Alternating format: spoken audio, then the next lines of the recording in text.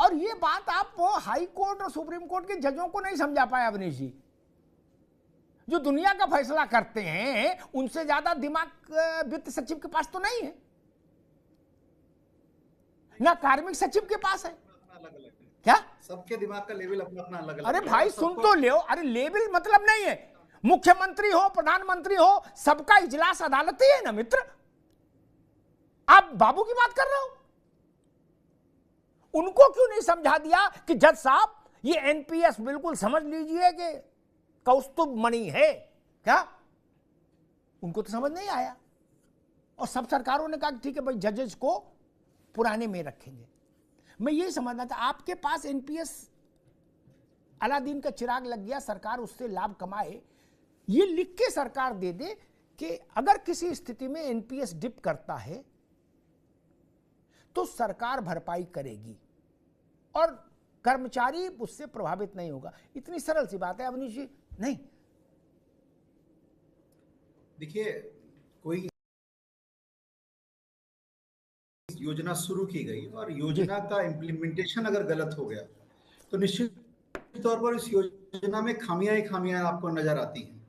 और मुझे ऐसा लगता है कि जब ये इम्प्लीमेंट हुई और उसके बाद जब उसमें खामियां, इतनी सारी खामियां दिख गई, तो जब तक हम उसको बिल्कुल ठीक करके नहीं दिखा पाएंगे लोगों को, चाहे हमारे कर्मचारी भाई बंधु हो, चाहे वो कोई बंधु हो, जब तक हम उसको ठीक करके नहीं दिखा पाएंगे तब तक वो ऐसे ही अनरेस्ट बना रहेगा।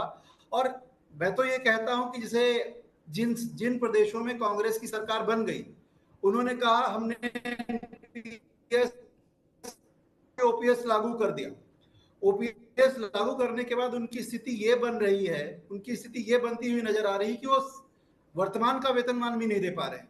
7th पे कमीशन देने के बाद हम आज उत्तर प्रदेश में 8वें पे कमीशन की बात कर रहे हैं कि हाँ आगे चल के 8वां पे कमीशन आएगा, और पश्चिम बंगाल में अभी 5th के पे कमीशन पे ही कर्मचारी काम कर रहा है।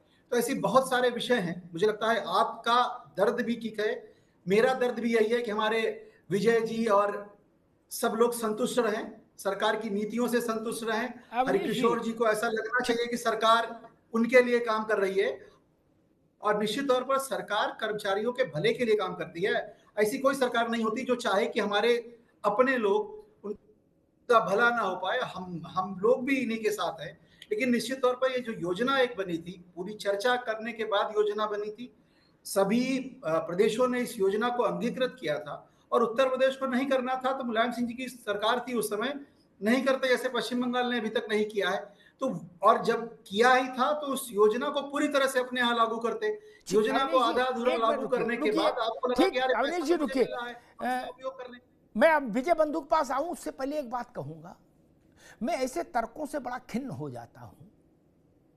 2 दशक हो गए अभी तक योजना गोदी में ही है, बोले इसका क्रियान्वयन ठीक कर रहे हैं। गजब बात करते हो यार, ऐसे मिस्त्री को तो निकाल ही देना चाहिए जो 3 दिन से फ्यूज ठीक कर रहा, फ्यूज ही नहीं जोड़ पा रहा, कर अब इसमें तार गलत लग गया। क्या बात है? 20 साल हो गए, वाजपेयी के समय में लागू हुई थी, स्वीकृत हुई थी योजना, आज तक नहीं, उसकी व्यवस्था नहीं बन पाई। ये तर्क दिया जा रहा है कि इसमें कुछ लोचा है, वो लोचा ठीक कर रहे हैं। भाई साहब लोचे वाली चीज क्यों? दूसरी बात मैं कहता हूं, हम विश्व की 5वीं आर्थिक शक्ति हो गए। अवनीश जी कहेंगे भैया 5वीं नहीं, बहुत जल्दी तीसरी होने वाली है, मेरी शुभकामनाएं। क्या इनके मुंह में घी शक्कर, तीसरी हो जाओ, मैं तो कहता पहली हो जाओ। जब हम भारत विश्व की किसी अर्थव्यवस्था में नहीं थे, हमारी गिनती किसी अर्थव्यवस्था में नहीं थी, व्यवस्था ही नहीं थी, तो अर्थव्यवस्था कहां से सुधरे?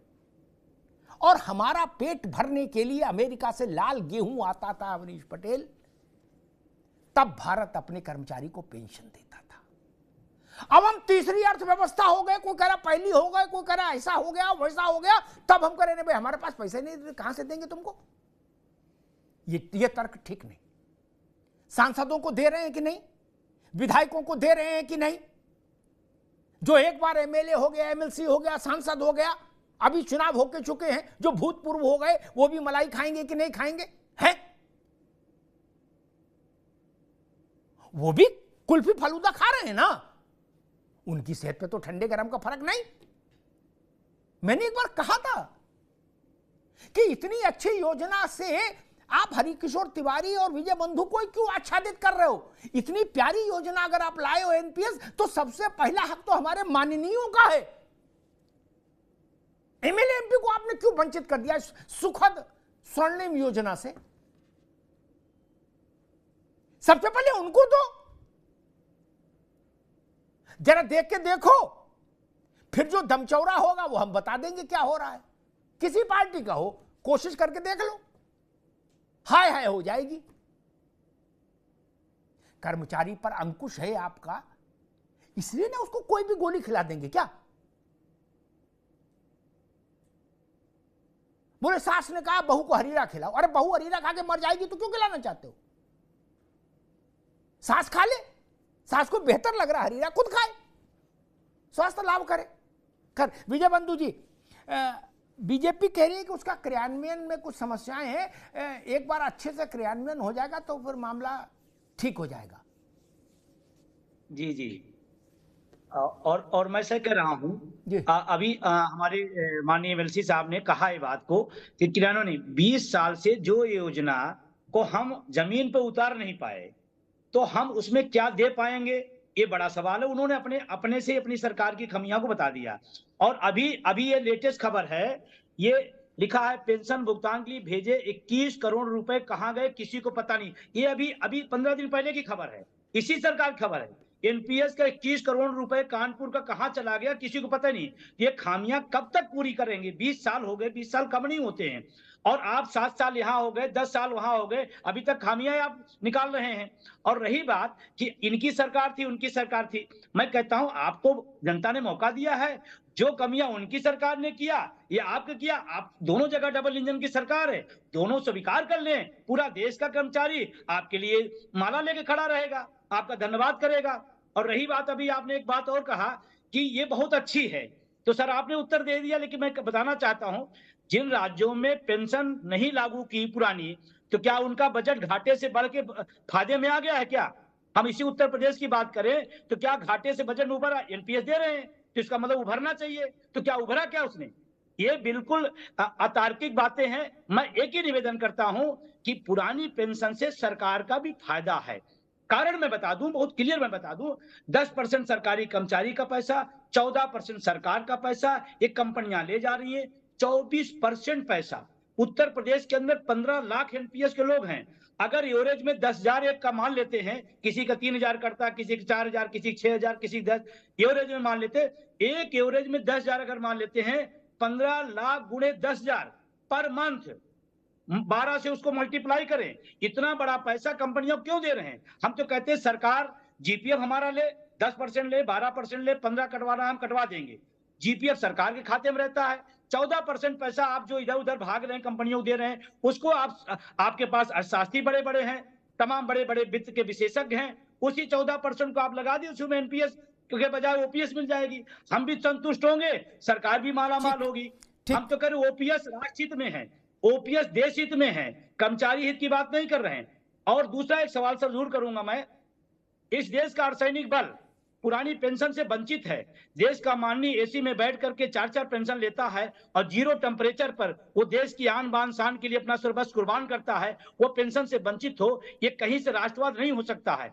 ये बिल्कुल अनैतिक है। ठीक है विजय, रुकना होगा विजय जी, रुकना होगा। मैं तिवारी जी के पास चलूंगा। तिवारी जी, भाजपा अभी तो उत्तर वही दे रही है जो पूर्व में देती रही कि योजना अच्छी है, थोड़े इसके पुर्जे ढिल गए हैं, उनको हम कस रहे हैं पेच पाना और प्लास से। हालांकि मैंने दिए भी, मैं जानता हूं अपने तजुर्बे से कि कोई भी योजना कभी भी खत्म हो सकती है अचानक से। राजनीति में सबसे जरूरी सरकार है, कोई योजना नहीं। योजनाएं आती हैं और जाती हैं। इस मेरी बात से अवनीश पटेल भी सहमत होंगे। कोई योजना इतनी बड़ी नहीं, एक जनादेश कितनी योजनाओं को धो देता है, फिर दूसरा आ जाए तो पता लगा कि सभी अनुलोम विलोम कर गई योजनाएं, बोले नई योजना डालेंगे अब नहीं। तब अर्थशास्त्रियों की बात कौन सुनता है? छत्तीसगढ़ में धान की खरीद पर चुनाव आके टिका, पिछला तो भूपेश बघेल ने कहते 2,600 रुपया कुंटल लेंगे, जीत गए। फिर भाजपा ने इस बार कह दिया हम 3300 लेंगे।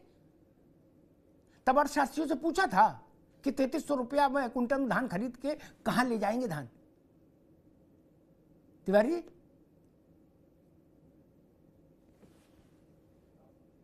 सरकार का विषय हो सकता है, लेकिन ये विषय हमारे व्यवस्था का भी है। हम लोगों को भी आप देखिए, लखनऊ में बड़े बड़े कार्यालय मिले हुए हैं, मान्यता प्राप्त है, हम लोग तमाम सारे संगठन बनाए जाते हैं और चीफ सेक्रेटरी स्तर पे बैठ के हर 3 महीने में होती है। हम लोग जब बराबर कह रहे हैं हमारे विषय को हमसे समझना चाहिए, लेकिन वो नहीं समझ के आईएएस अपने कमरे में बैठ के उसको बना रहे हैं। जैसे किसान आंदोलन में हुआ कि वो चिल्लाते रहे, उसके बाद में उनकी बात मानी तो कब मानी इन्होंने? भाई जिसका विषय है उससे तो पूछ लीजिए। और चीफ सेक्रेटरी ने बराबर कहा हमसे कि भाई हम नुकसान नहीं होने देंगे। हम भी ये कह रहे हैं, हम इस बात का भी एक दावा कर रहे हैं जो आपके चैनलों में बहुत सारे लोग बैठ के बात करते हैं कि साहब सरकार बैठ जाएगी, उसके ऊपर बोझ बन जाएंगे। हम इस बात का दावा कर रहे हैं कि जो मेरा पैसा कट रहा है हम उसी पैसे से ले लेंगे, जो पैसा बचेगा उसके बाद भी वो सरकार को दे देंगे।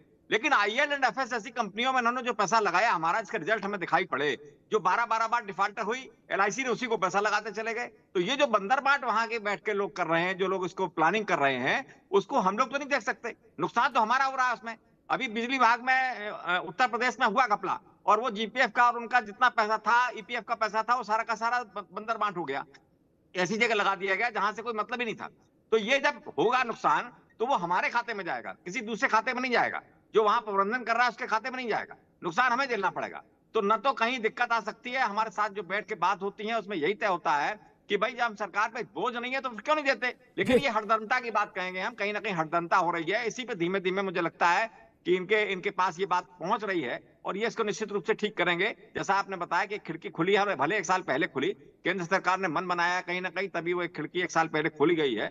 तो आगे उस पर मंथन चल रहा है और आगे भी हम बिल्कुल आसान्वित हैं, निश्चित रूप से ये खुलेगी।